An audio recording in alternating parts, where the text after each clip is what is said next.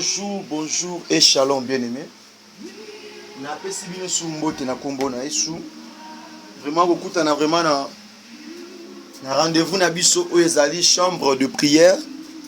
Et puis lisusu na kati ya troisième jour na biso ya mabondeli oyo ezo basé oyo eza basé vraiment na kati ya ba requête. Donc tozo bondela pona baye basusu que Nzambe ayeba ko assister, ko visiter, ko mona bango, kanisa bandeko nyonso bazana ba problème.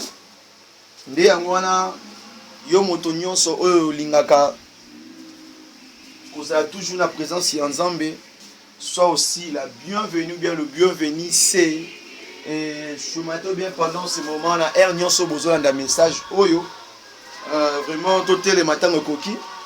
Yango wana première position lokola moto akota na kati ya mabondele loko liboso faut d'abord ko senga mawana Nzambe loko liboso tango to bondela pona batu faut d'abord ko senga mawana Nzambe, c'est-à-dire que ozo mema eloko ozo présenter requête ozo présenter sujet mais yo moko na motema na yo ozala te na mabeto ozala te na eloko moko oyo ko sala ke ebebisa dossier wana parce que moni mutu soki avant olinga mutu il faut ça l'effort que oza na problème te na kati ya motema na yo to likambo mabe so oza na ngoto olinga mutu wana mais so oza na ngona kati na yo olinga mutu wana te. Amen amen, c'est-à-dire que masumu to ba péché nde ko sala ke ma tant to même nzemba ba requête ya batu nzamba yo ka yango ti polo sambo na biso yo ko makelele na mato ya Nzambe to ebisa Nzambe na tango o bien aimé dans le Seigneur kasi mawana Nzambe ezala kati na biso alimbisa biso ayokela biso mawa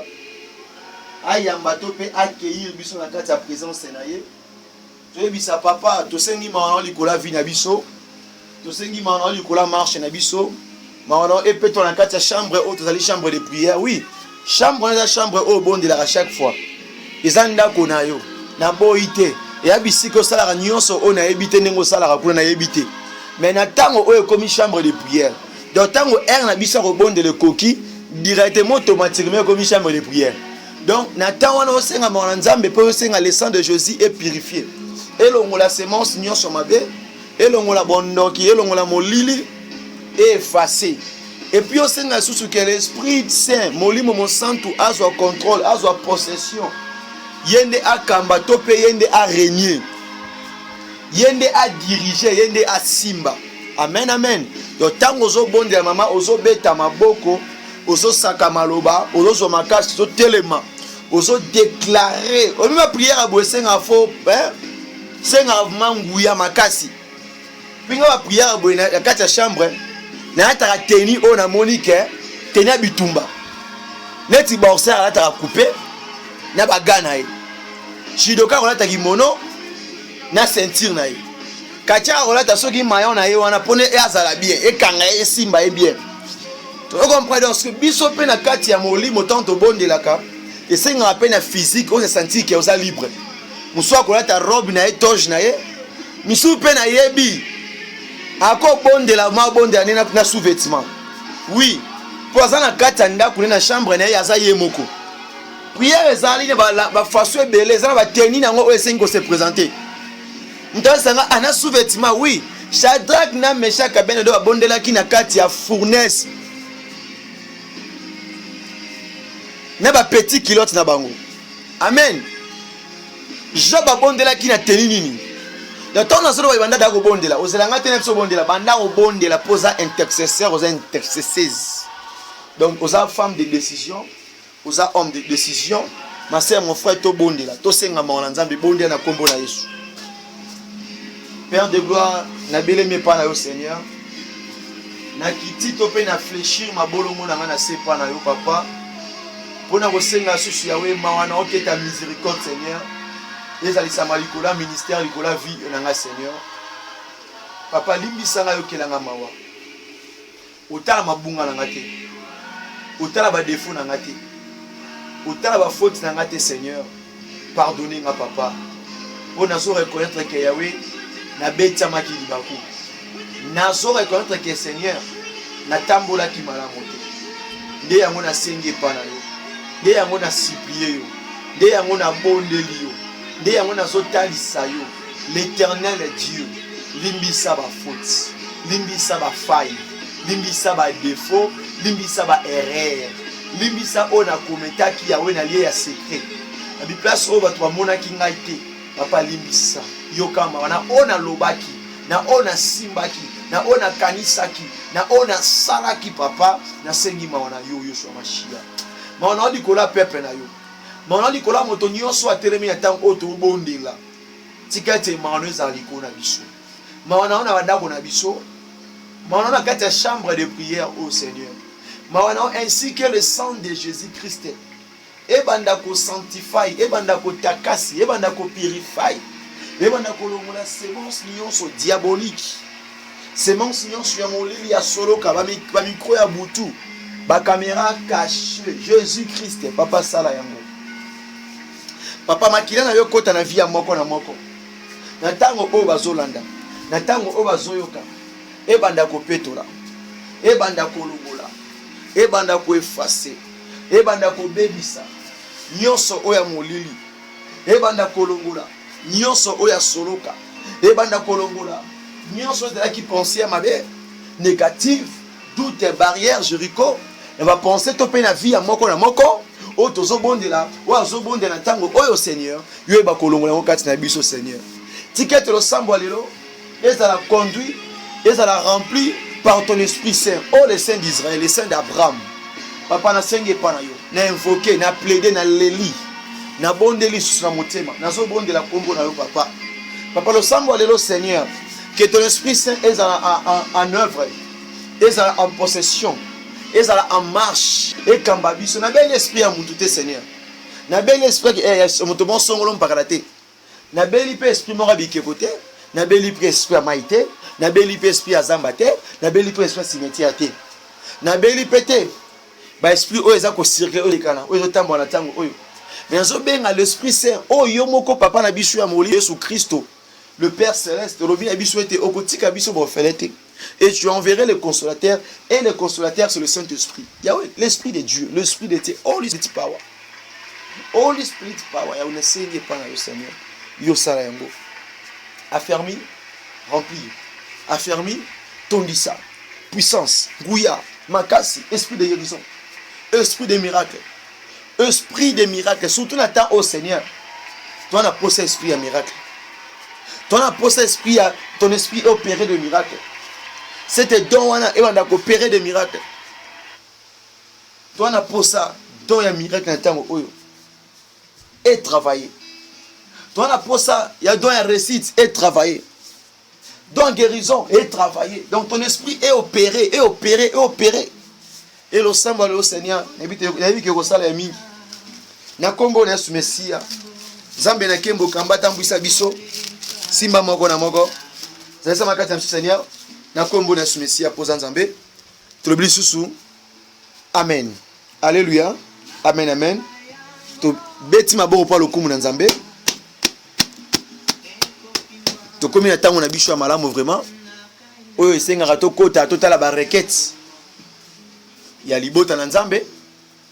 Mais la première position, d'abord, so tangi na mokanda Ézéchiel, to tangi na mokanda Ézéchiel, chapitre 3, dans le verset 16. Dans le verset 16 à 17 vraiment. To tangi na kombo na Yesu. Au bout de 7 jours, la parole de l'Éternel me fit adresser en ces mots. Fils de l'homme, je t'ai établi comme sentinelle sur la maison d'Israël. Tu écouteras la parole qui sortira de ma bouche et tu les avertiras de ma part. Amen. Bien aimé dans le Seigneur, tout ça car dans le magambo etali, je suis à ma poste. Je suis à ma poste. Donc moko na tango auto na ma poste na biso. C'est-à-dire quoi? Na bisika oh bien aimé. Tobele mana présence dans Nzambe. Totali sans Nzambe. Kasi tobele mina toza ba poste na biso. Lokola yenda pona ki biso lokola ba sentinelle. Yenda pona ki biso ba sentinelle. Et cette question ne bi pona ki sentinelle mais yenda pona ki yo lokola sentinelle. na libota na ndako ozali na bisika ozali na quartier ozo vivre na mboka ozaleli yenda tio lokola sentinelle na parti wana bisika oya tie yo na lié to na site wana to na point wana yenda tio bisika wana donc atia kio lokola sentinelle siko sentinelle azana musana salaka lorsque sentinelle autrement tomoye lokola muta sécurité tomoye lokola gardienne tomoye lokola garde corps tomoye moto o batie aza à l'œil via quelque chose donc aza wana juste pour na ko sécuriser pour na ko superviser to pe ko tala eloko donc aza lokola chef eloko wana parce que yene mta pesa accès à ko mape ya kokota donc Nzambe a placé yo atia yo na bisika moko na point moko pour oyeba ko veiller pour oyeba ko tala comment est-ce que via batone zo kende vie na bango zo marcher ton travail est là il faut abrebi wana baza na santé ya malamu balia bien bavanda malamu donc sentinelle wana c'est un berger sentinelle wana c'est un serviteur de Dieu sentinelle wana c'est un tout un femme un homme sur laquelle que o Nzamba pesi don atie musala moko kati na nde eza sentinelle ozo sala sécurité pour na ko batela ba brebis na Nzambe lorsque tu sens lokola ba porte-parole il y a peuple de Dieu mais lorsque biso pe na autre coin le Saint-Esprit a appelé lokola porte-parole na biso mais biso siko par rapport à monde physique par rapport à votre vivre na bango le brebis de Dieu le peuple de Dieu nous sommes les porte-parole. Tant qu'on va avoir un problème, la difficulté, papa talanga il y a des ceci, il y a cela. Qu'est-ce que tu vas faire? Au présentant au Panzambi. Ton rôle est le col à message qui est au la destination. Amen. C'est ainsi que l'autre rebondit à l'ocolo à sentinelle. Tu rebondis à l'ocolo à sentinelle. Il y a la première position. Yom tobondi à nanga elongo. Et au Saint-Esprit au Kambabiso na tango oyo. Skana bisayo. Prière au force dans vos alliés. Considérez si j'ai topé requête aux obons de la pona mutu. Monango loko la requête na yo. Ndepenza mba osala pona vie na yo. Soki yo bondeli malamu te pona requête ya moto wana. Nzambe pe ya yo pe ozalaka ndenge moko. Donc oyo lingi ba sala yo te osala ngo moninga te. Yango nde mot clé ya prière oyo. Mot clé zali kerke. Donc même mesure oyo pesa même mesure o penzamba opesa yo nde yango notez bien la prière oyo donc apo bonde la malamu foza motema pembe yango zo mona à chaque fois to senga maona nzambe poso lo sengi maona nzambe te to tie bonzoto to osama musuna na ndenge ga ki bo paya na ndenge ga ki bonzoto boy to yango wana lo ga liboso bien aimé to ke obondela yo na moni to bondela tobondela toyebisa Nzambe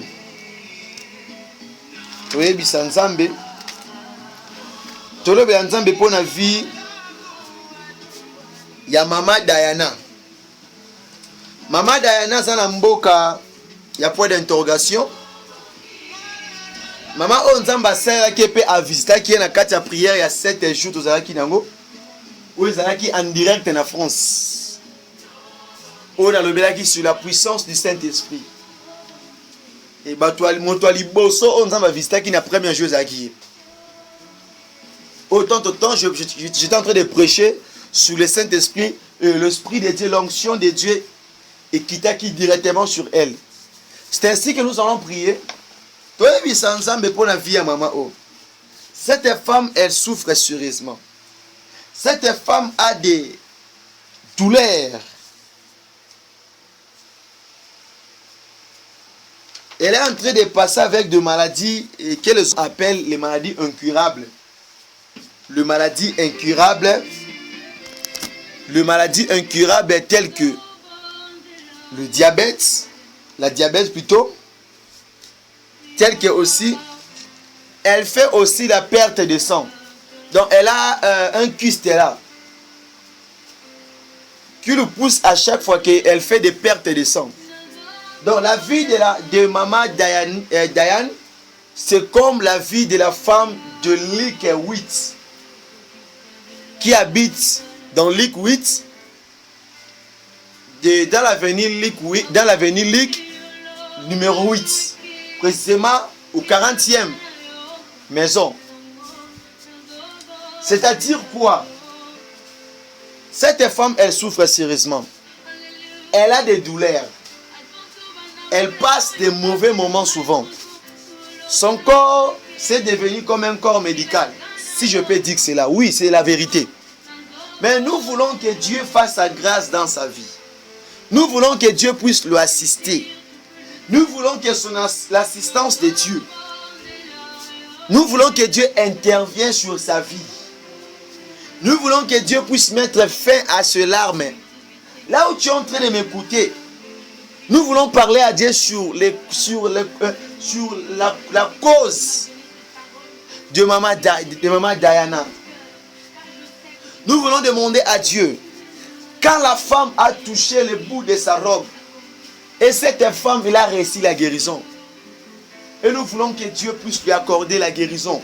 La guérison, la guérison, la guérison. Nous voulons invoquer. Nous voulons prier comme des combattants et des combattantes. Nous voulons se lever, parler, déclarer, prononcer des paroles.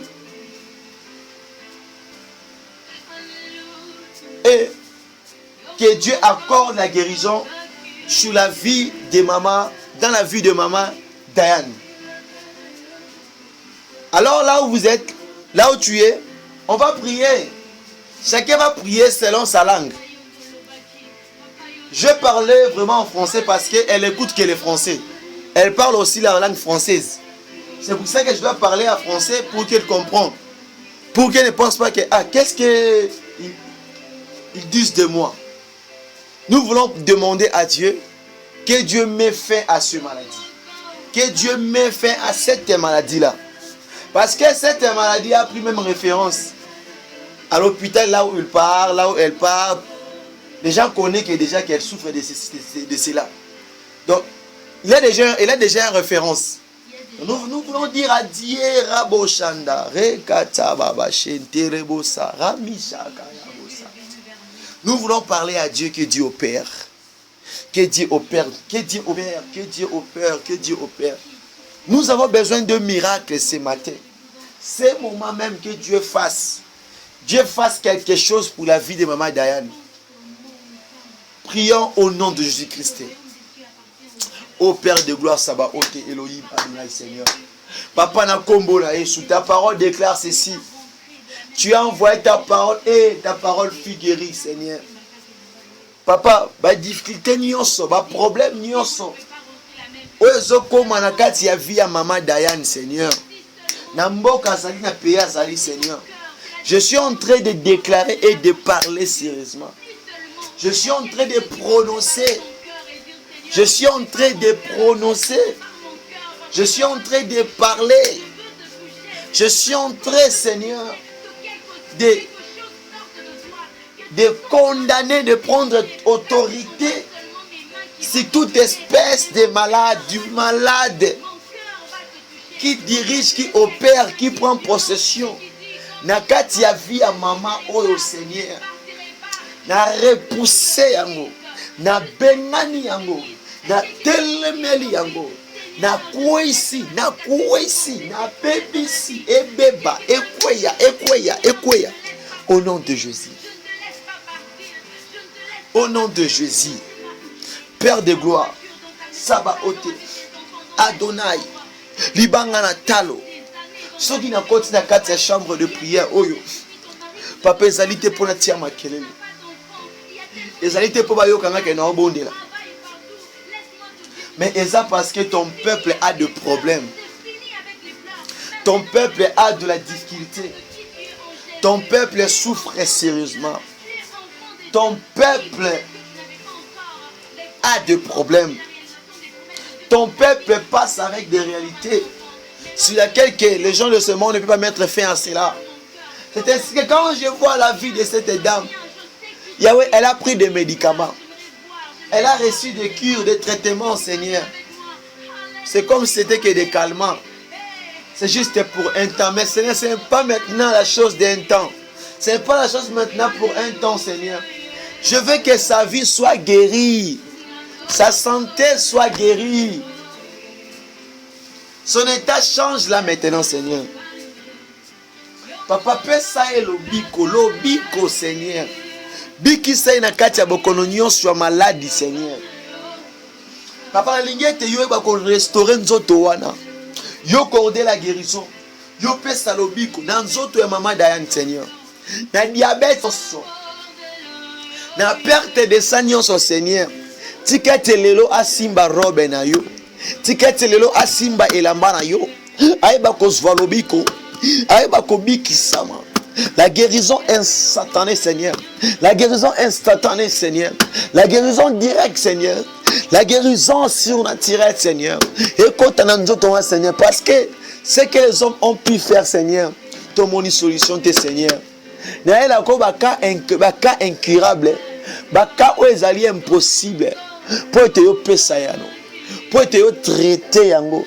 Pour te traiter yango rabo shaka rabo yake manaki abosha rekanti babo shanda rabo mekanti rebo shanda apesa lobiko pesa lobiko bisika zali, Seigneur. Bikisa mama na kati ya mopepe nyonso azoleka na kati ya maladi oyo incurable, Seigneur. Yo pesa lobiko, Seigneur. Pangusa fille joli ya motema na ye. Pangusa ma emisu ya motema na ye. Pangusa kolela na ye, Seigneur. Lomola ye na kati ya kolela. Yo pesa ye lobiko. Yo pesa ye lobiko, Seigneur. La guérison. La guérison divine. La guérison divine, Seigneur. Pesa ye lobiko au nom de Jésus.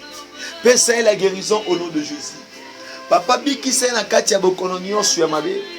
Na kati ya bokono o eza bokanga nzoto na Seigneur. Sur la diabète, sur tout esprit, sur toute maladie de perte de sang, Seigneur. Aujourd'hui, eza lelo. Papa lobite men lelo. Lobite men lelo. Lobite men lelo. Lobite men lelo, Seigneur. Yo pesa lobiko. Yo accordé la guérison, Seigneur. Yo accordé la guérison, Seigneur. Pesa lobiko, Seigneur. Bikisa na forme nyonso. Bikisa na grandeur ya maladie nyonso. O batu balemba na yango. O batu ba monike ba kokite, Seigneur. Oh Yahweh. Oh Yesu.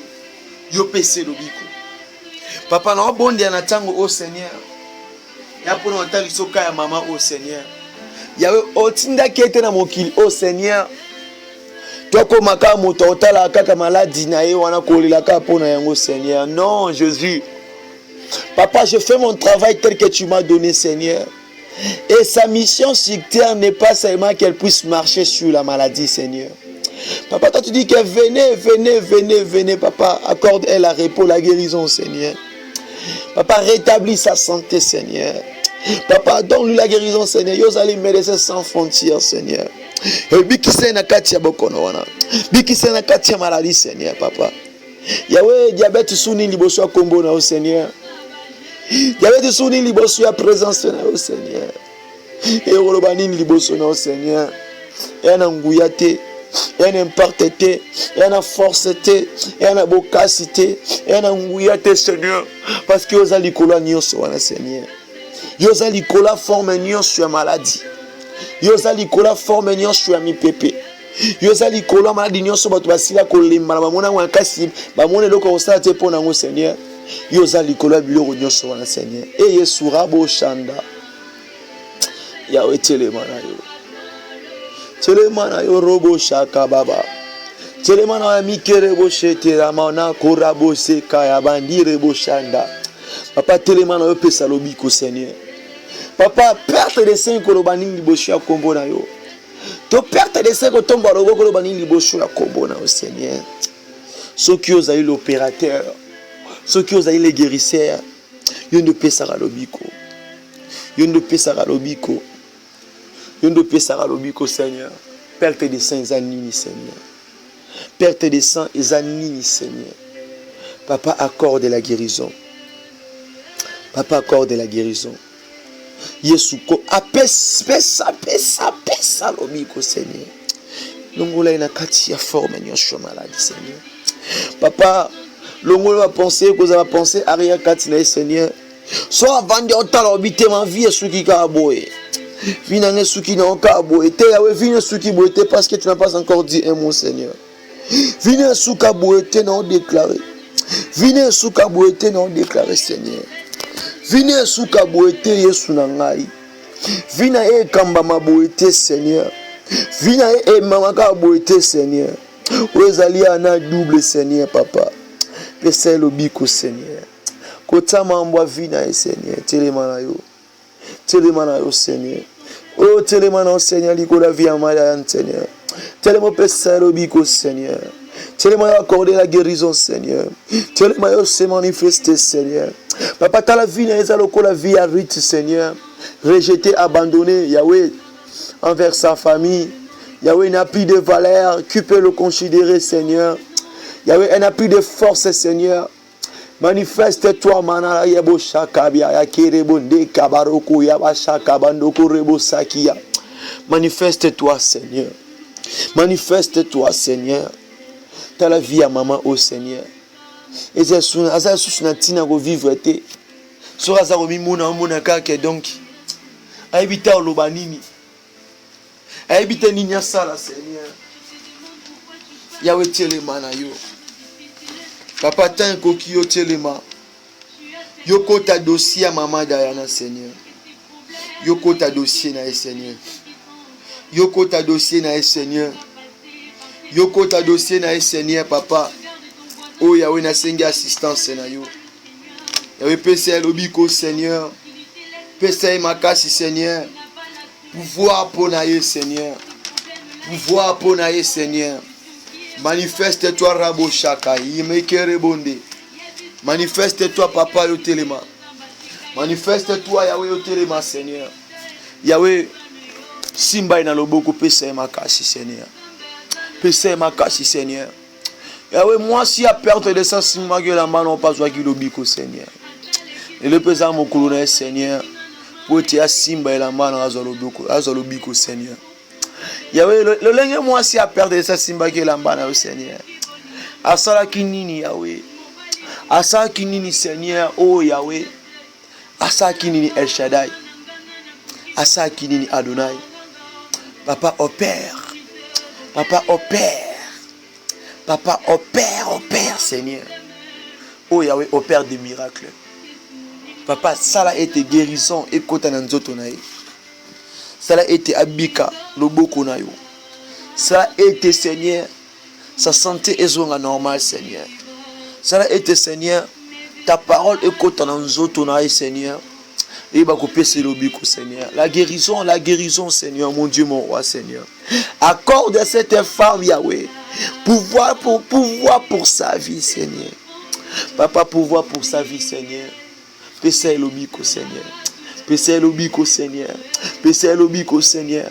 Répondre Rabosha Ndaraka Imande Rebosha.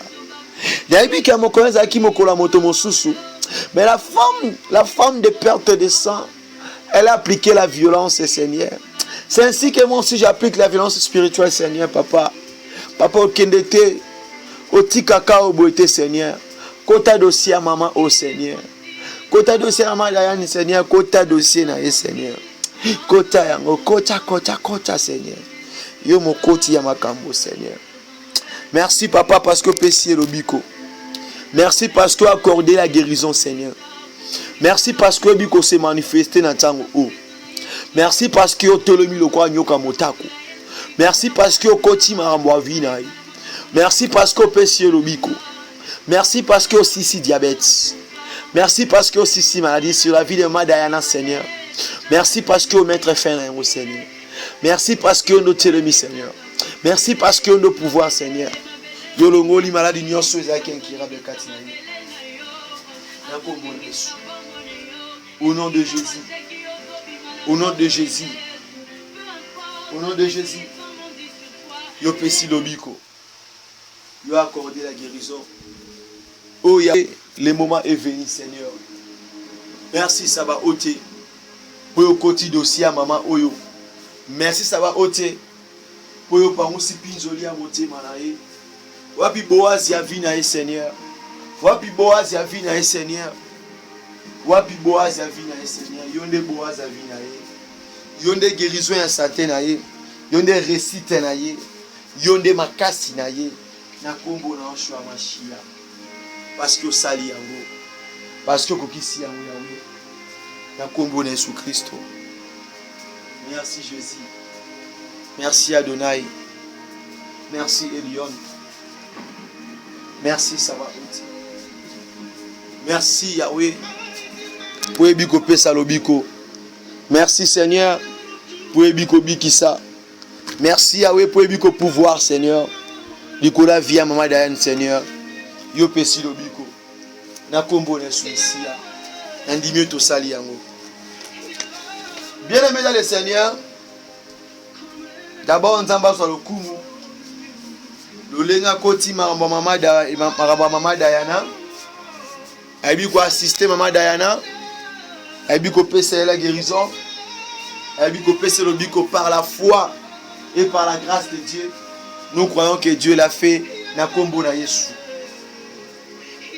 Na tango oyo, sokota d'abord na point oyo, Nicolas vie ya Maman Anastasie. Nicolas vie ya Maman Anastasie. Ya miswa ko bake frère Paul de bandaki prière. Abonde la ka pona basi pona ba maman au juste zanini. Non.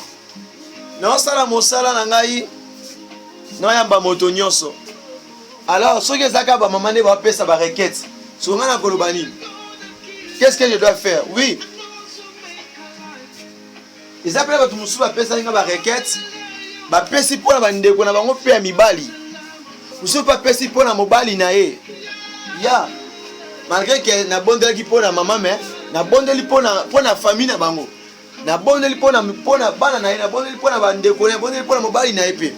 C'est-à-dire que tant que pose en dozo kangai o eza mosala ya Nzambe.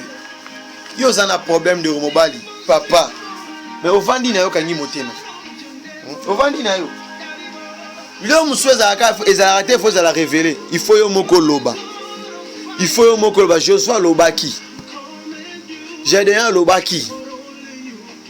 David a lobaki. Abakou pa lobaki. So yo zo lobate poani. Kutu Bartima gangaki. Bien aimé. Tout le monde est là pour la maman Anastasie. La maman Anastasie, là où elle est, j'avais causé avec elle. Elle me disait toujours que elle se sentait comme s'il devait toujours causer avec moi. Mais elle me suit sur les réseaux sociaux, dans de Facebook. Il me suit toujours. Et quand je fais des séminaires, elle suit toujours. Mais s'il veut causer avec moi, c'est un courage, c'est une volonté comme s'il n'a pas cela. Mais il a envie de causer avec moi.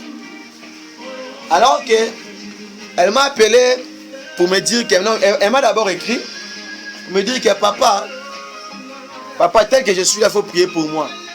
J'ai besoin d'une prière qui est instance. Parce que je ne me sens pas bien. J'ai besoin de ta prière, j'ai besoin de la prière. Alors que l'Esprit de Dieu m'a poussé, je lui ai dit, est-ce que tu utilises l'application de WhatsApp? Pourrais-vous m'envoyer ton numéro ou bien je t'envoie mon numéro afin que je t'appelle et je prie pour toi. Alors ça, il y a un peu de complications. Et le soir là, ça n'a pas marché. La journée aussi, ça n'a pas marché. Mais vers le soir, ça n'a pas aussi marché. Et le lendemain, peut-être c'était non, pas le lendemain, le même soir là, Dieu nous a fait grâce. J'ai causé avec elle. Quand j'ai causé avec elle, et ce qu'elle pensait qu'elle ne pourra pas me dire ce que Dieu lui a dit. Ce qu'elle pensait que ça ne pourrait pas se faire, Dieu a fait cela. C'est-à-dire que Dieu a parlé des choses sur elle, les choses sur lesquelles elle-même ne s'attendait pas de cela. Elle me dit, je ne sais pas si c'est moi que Dieu m'a mis sur ton chemin, ou bien c'est toi que Dieu a mis sur ma chemin. J'ai dit non. Le Dieu est le maître des temps et des circonstances. C'est que toi tu vois que ce sont les choses privées ou bien tu caches, c'est ce que Dieu va révéler. Et Dieu m'avait ouvert la bouche et les yeux. Et je lui ai dit ce que Dieu m'avait dit de le dire. Et ça a été correct, ça a été juste et ça a été exact. Et là maintenant, ce que je vais vous dire que cette prière a de l'efficacité. Cette prière regarde juste que ta façon de prier, ta façon de présenter à Dieu les requêtes que tu es en train de recevoir. Bien aimé, la maman ici a besoin de la maîtrise de soi. Elle a besoin de la maîtrise de soi. Elle a besoin de la gérance. Dans les 3 domaines, dans la spiritualité, dans la physique, dans le matériel, maman Anastasie a besoin de l'assistance de Dieu. Sur ces 3 domaines-là. C'est ainsi que quand Dieu parlait, alors ces requêtes, ou bien les requêtes, n'est pas elle qui m'a donné ces requêtes.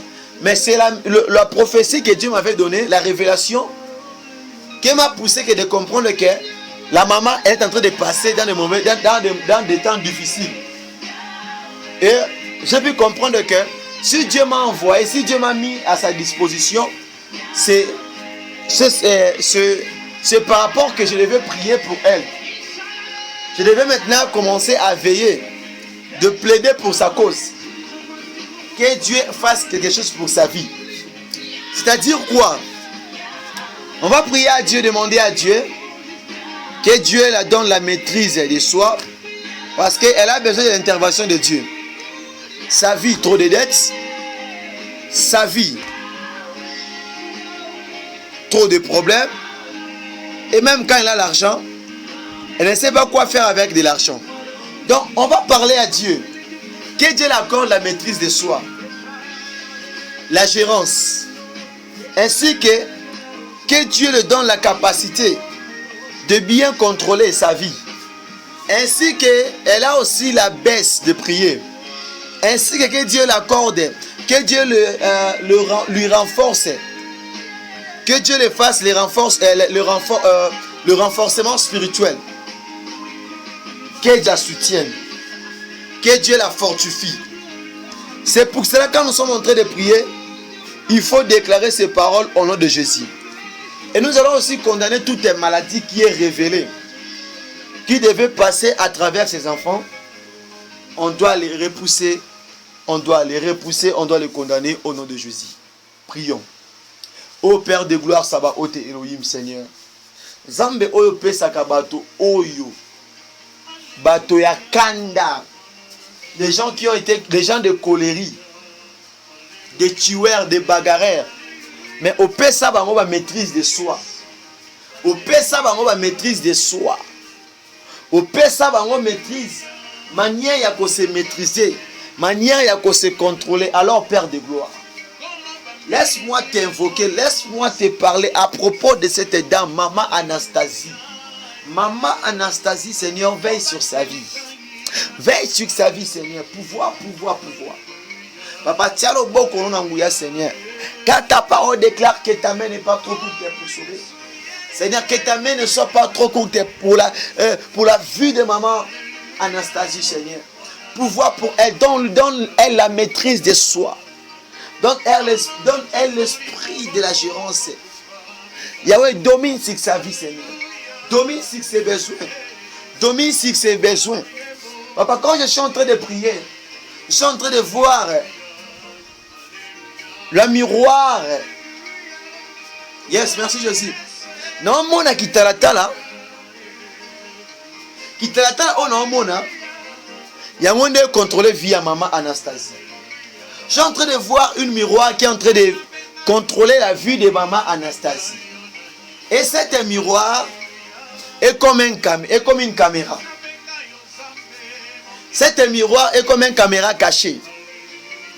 Miroir où elle suivre via maman Anastasie partout à Zokende. Nous sommes ça. Il y a un témoin à Simba, moyen à avancer. Il n'y a pas. Parce qu'il est contrôlé, il est dirigé. Parce qu'il y a les esprits mauvais qui veulent opérer, qui veulent dominer sur sa vie. Maintenant, nous allons l'arracher. entre les mains de ses ennemis, entre les mains de tout un malfaiteur, de tout corps étranger, tout esprit démoniaque, l'oppression, tout esprit là qui veut engloutir sa vie. Nous allons l'arracher au nom de Jésus. Tozobotolaye, tozolongolaye, maboko banguna tozolongolaye na kasi nyonso, na bisika nyonso batieye, tozolongolaye, tozobotolaye na kombo na Mesia, beleme bonde la bisika ezwamio. Père de gloire na kombo na Yesu. Papa na yeko détruit. Papa na yeko bebisa. Micro nyonso ya molili. Na yeko bebisa. Ba caméra caché nyonso. Oye belemi, oye telemi. Nicolas vie ya mama oyo. Nicolas santé na ye. Nicolas mosala na ye. Nicolas banque financière na ye. Nicolas va projet na ye Seigneur. Force nyonso ezo diriger vie na ye. Ezo kamba vie na ye. Papa na telemeli yango. Naza ko s'opposer likolo nango. Nazo zwa ekateli likolo nango. Nazo telemela yango. Nazo neutraliser force wana. C'est-à-dire que eza sous nanguyate. C'est-à-dire que eza sous impact. C'est-à-dire que eza sous makasité Seigneur. Alors que Seigneur ta parole déclare ceci, que toute chose est révélée et condamnée dans la prière Seigneur. Alors tu dis aussi que invoque-moi et je t'annoncerai et je te parlerai des choses cachées que le monde ne connaît pas Seigneur. Oh Yahweh, que je n'ai point vu Seigneur. Papa, assistez maman Anastasie. Assistez maman Anastasie Seigneur. Paresse, bolembu, déception. Cause à la désespérante. Papa na te meli en katine Seigneur. Pesa ma kasi. Pesa la force.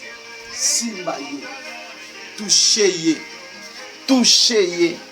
Manifeste-toi. Manifeste-toi au nom de Jésus. Papa, l'ongola na kati ya difficulté nyonso so le kanango Seigneur. Pangusa pinjola motema na Seigneur. Pouvoir pour ndako na Seigneur. Pesa makoki Seigneur. Pesa ba moyen Seigneur. We kosala ete aiba kozwa. Bana ndako na ye nyonso sa Seigneur en charge Seigneur. Puis pesa makasi soutenir vie spirituelle na Seigneur. Na bisika oya lembi. Na bisika za sunu makasi te. Na bisika déjà comme fatigué Seigneur, fatigant Seigneur. Accorde-lui la force. Accorde-lui la force Seigneur de marcher, de se relever, de continuer, de ne pas rester pareil, de ne pas rester dans le même état Seigneur. Mais transforme, change sa vie, touche. Touche sa vie, Seigneur. Onction de Dieu, la puissance du Saint-Esprit. Ekotakatinae, Eshimbae, Ekambae. Yahweh na lo babona tango au Seigneur.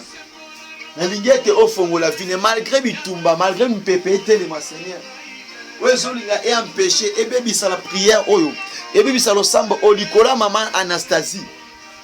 Paresse nyonso bolembu nyonso ekota na obenga nango Seigneur. Yolo biete opesa ki biso makasi Seigneur.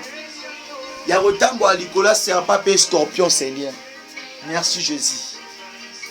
Merci Seigneur. Rabo Shakia.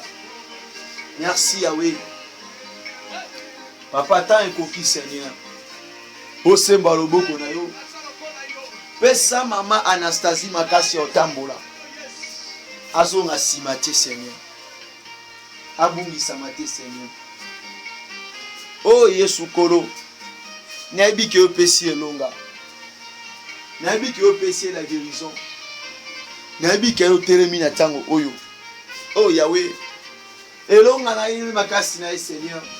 Simba na loboko Seigneur azonga simata pour être Seigneur. Lolemo simba ki Yahweh. Lolemo simba ki Yahweh. Oh, lolemo simba ki kondima ya Ana. Lolemo simba ki kondima ya Rite Seigneur. Simba pe kondima ya ye Seigneur. Simba mama Anastasie nengo simba ki Rite. Conviction Rite na ki nango Seigneur. Tiango na kati na ye Seigneur. Tiango na kati na ye Seigneur. Merci Jésus. Merci El Shaddai. Merci Adonai. Merci Elion. Papa t'es un coquille Seigneur. Quel coquille Seigneur. Oh Yesu telema na yo. Telema papa. Telema yo pouvoir pour la maman Anastasie Seigneur.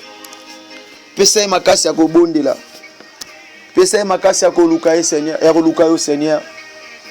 Azonga simate papa na lele pa na yo Seigneur. Fortifiez Seigneur. Fortifiez Seigneur. Fortifiez Seigneur. Renforcez Seigneur. Touchez Seigneur. Papa telema Yahweh. Tala akimi pa ngangate Seigneur. Akimi na wakisite Seigneur. Akimi na maikarite Seigneur. Akimi na franc-maçon te. Mais akimi c'est pas na yo. Aleli c'est pas na yo Seigneur. Koloba ete mo akokite Seigneur. Yango azonge pa na yo papa. Papa pouvoir. Papa tilima. Papa simba le loboko Seigneur, pesa makasi Seigneur. Abungisa mate Yesu na ngai. Akoisa matrabuni. Akoisa mate libanga na talo. Oh papa, telema na yo Seigneur. Yesu ta vie ya mama oh Seigneur. Albete habita banda wapi. Makasi obondeleza susu te. Amonike alembi na ye. Amonike makasi sili. Amonike a commis désespéré. Amonike y a plus de la force. Habiter. Na habiter dans l'obanini. Yondo pesa kama makasi Seigneur. Pouvoir pour na maman oyo. Yondo pesa la force Yahweh. Tellement pour na vie na Seigneur. Na habike ozali elonga na ye. Yondo zali makasi na ye Seigneur. Simba na loboko Seigneur. Telemisa bisika koyaki. Bisika vandaki pesa makasi ya kotambola. Bisika la ki Seigneur la musa Yahweh. Papa simba et Seigneur, fortifiez maman au Seigneur. Otika te maman Anastasia Soukabou Seigneur. Otika ete Seigneur. Simba na loboko Yahweh. Manifeste-toi Seigneur. Kota dossier na ye, traité dossier na ye. Et Yahweh. Et Yahweh. Nazana bosenga na yo papa. Nana posa na yo yaya. Pardon Seigneur. Tellement lisusu papa. Na supplie pe na lele pa na yo papa. Yo sala. Yo sala papa. Yo telema yo kota makambo ya vie na ye. Yo telema yo se manifester Yahweh. Yo telema yo pesa lobiko. Yo telema Yahweh yo fongola finance. Yo telema Yahweh yo longola ye mota yo longola ye mwasi ba nyongo Seigneur. Yo lo baki ete biso to ko defisa mais to ko defate Seigneur. Mais ndeni komi le contraire pa na ye. Le contraire ndazo defa. Ba nyongo Seigneur papa non Yesu na ngai. Papa yo bongwani te papa yo changer te Seigneur. Papa otika ye boye te Seigneur. Otika eta suka boye Seigneur. Reka baba shende rebo yama ki yamande kerebo sha.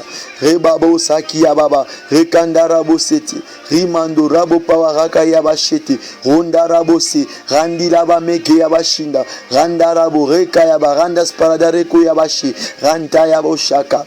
Papa telema Yahweh. Telema na yo Seigneur. Oh Yesu na ngai. Yahweh nasa ko invoquer au Seigneur. Papa na koti na chambre ya de prière pamba te Seigneur. Na koti pamba te yaya. Na koti pour Natina. Na koti pour un bit. Na koti pour un bit Seigneur. Na koti pamba te Seigneur. Yahweh telema na yo. Yahweh telema na yo. Oh rakaya mashandaraba eboloko ya mande. Telema na yo Seigneur. Telema na yo papa. Telema na yo Seigneur. Manifeste-toi. Telema na yo papa. Yo Dieu pouvoir. Le Dieu pouvoiraire. T'es un coquille Seigneur. Oh Yahweh sa na yo sa. Yahweh sa na yo sa inene. Telema na yo papa. L'obité lelo Seigneur. Pour la vie à maman au Seigneur. L'obité lelo Seigneur. Papa na bon de l'open na supplie au Seigneur. Vie à moi si oh Yahweh. Na ba na boye. Yemo ovrate Seigneur. Sungaye, sungaye. Moi si azolinga koza charge anda koye moko.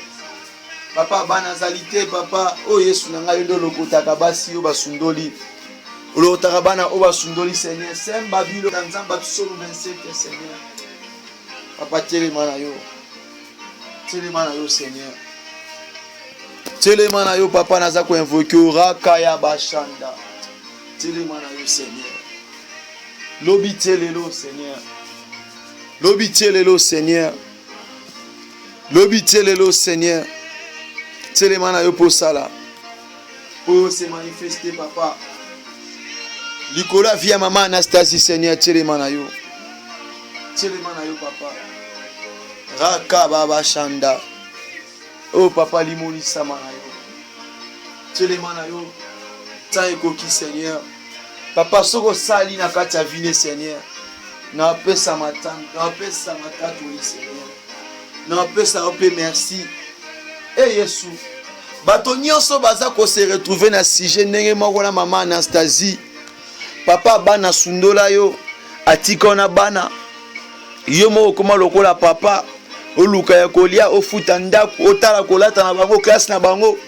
Soko za pe na même sujet lokola maman Anastasie. Yo po lemba te ko bana obondela. Bondela po na vie na nzamba kota. Ta nzamba okota mamba vie ne pe ndenge po okota ya yo. Ndenge po sala po na vie na yo ra baba shanda. O tika la kimia te bien-aimé. O tika la kimia te bien-aimé na bike za pasi. Yo po za ki na kala ndenge mo lokola kama mama Diana. Ozana kati ya maladie ya diabète, to ça avait perte de sang. To ozana kati ya tena sida na tuberculose. Na maladie nyonso yebi ke est incurable. Yebi sans zambe. Lolenge na okilo sambo monsali na yo. Na ndimi ete et je crois que je suis guéri. Et par la grâce de Dieu tu es guéri. Et par la grâce de Nzamba zobimisa na situation nyonso le kanango ya pasi ya kolela. Je crois cela Nzamba obimisa ona kombo na Yesu. Merci Jésus. Merci Jésus. Yo sali yango papa. Yo sali yango yaya. Yo sali yango. Yo sali yango. Elombe. Yo sali yango Seigneur.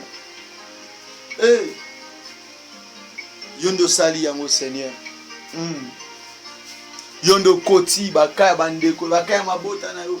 Bakaya pepe na yo Seigneur. Papa yondo koti Seigneur. Yondo telemi Seigneur. Même si elle est qui mayele, même si elle est qui bango moto, même si elle est en solitude, même si ils ont continué à côté ma première chose à casser pour essayer là Seigneur.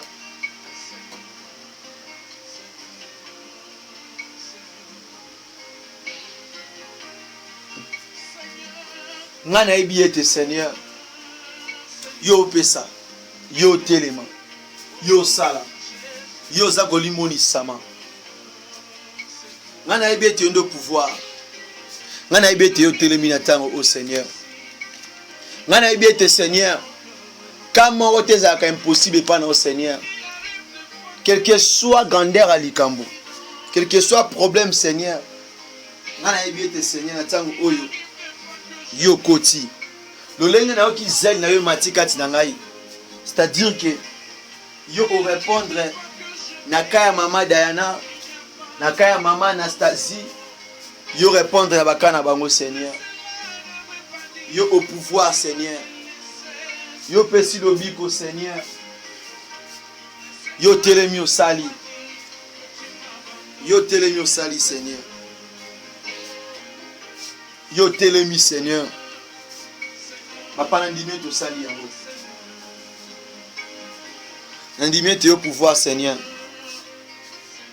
Nandime te yendo visiter na tango oyo.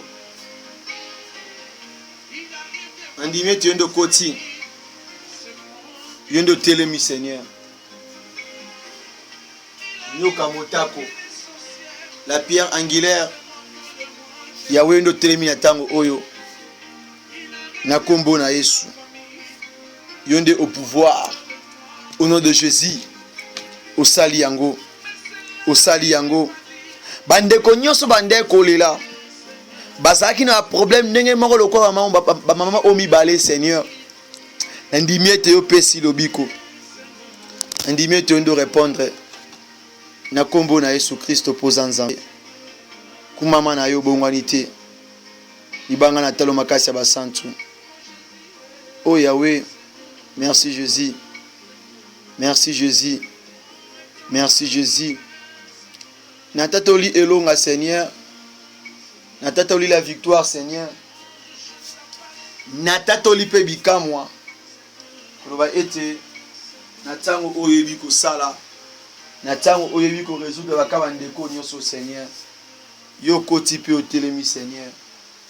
Oyebi ko assister bango Seigneur. Oyebi ko telema. Oyebi ko se manifester. Oyebi su koloba. Oyebi su ko sala pona vie na bango. Oyebi su ko telema Seigneur. Merci pour la elonga. Merci pour la victoire. Merci pour la guérison. Merci pour la miracle que vous opérez dans le temps au Seigneur. Merci na oyo sali yaya. Merci libanga natalo. Merci le roi des rois. Oyo opéré mambo minene. Na tango oyo na kombo na Yesu. Na kombo na yo Rabbi. Na kombo na yo El Shaddai. Na kombo na yo Adonai. Na kombo na yo Elion. Na kombo na yo. Na kombo na yo Jésus Christ, le Seigneur et le Sauveur. Merci pour ton pouvoir. Merci pour ton télémi. Merci pour ton sali. Na kombo na Jésus Messia. Au nom de Jésus et par action de grâce. Nandimie teo kokisi yango. Merci Seigneur Jésus. Et bien, si on a le pouvoir pour nous connaître, si on a un problème, bana ba ofele ba enfant abandonné Seigneur, ba femme veuve Seigneur. Et bien, sous côté, ma pe ko tia lo boko no likolo la vie na bango Seigneur. Et bien, sous pe na ko kota marambo na bango Seigneur. Et bien, sous na ko se manifester. Et bien, sous na ko accorder sur la guérison de soit la carte va plutôt Seigneur. Na carte va prison Seigneur, pouvoir péter les mains. Na kombo na Messia pour Nzambe. Tondime to sali yango. Lokola libota moko to s'ensembler to belemi na présence na yo to lobi lisusu. Merci Seigneur Jésus-Christ. Amen, amen. Alléluia. Que Dieu vous bénisse. Que Dieu vous bénisse. Lelo nzamba kambi biso kaka pona ko bondela kaka ne fiske na des sujets na des requêtes auto nzamba pesa ki biso et na yebi ke za des requêtes mais na des requêtes wana ezana bato ebele o bazana sima requêtes wana o bazana problème ndenge moko pe na bato auto bondeli pona bango o pe na prier pona bango et na yebi ke nzambe azopesa lobiko pour ba ndeko bazana kati maladie ya diabète, sida, tuberculose, o pe ba la perte de sang, o pe bazana ba difficulté bazoleka nango libote bwaka bango, nzambe azosala, nzambe azo pouvoir. O pe azape na problème, il y a finance, azape na problème, il y a maîtrise de soi, gérance zate ba nyongo ko defa, nzambe pe azo pouvoir. Nzambe pe azo sala pona yonde ko wana, ozana kati ya même problème. Tika te na kombo na Yesu ezala bongo. Merci to komi na suka service na biso. Yo posa na sujet na oza na requête na yo. Et tindelanga pe komelanga soit na numéro na ngai. Vous allez plus 264 81 78 59 140 140 nde numéro na ngai. Ya to pe komelinga na boîte email na osalinga message na boîte email na ngai. Point de contact et point d'accès ezawa likola fiche ezawana ou soit tu peux oki kotanga pe na se ya fiche wana to na se ya vidéo oyo to komaka na komi ba bisika musuna komi wana ministère de la repentance missionnaire Paul o cliquer fini wana e komema wana bisika mususu poza moyen ya ko solo nanga ito pe o découvrir ba page na biso mususu o ezana Facebook to pe groupe oyo ils appellent à Facebook. Que Dieu vous bénisse. Bonne journée à tous. Mon malam na kombo na Yesu yom tu pe ba kingaite kombo na ngai le frère Paul Bwakasa, votre humble serviteur. Que Dieu vous bénisse. Bye bye. Nzambe apambola bino na kombo na Yesu.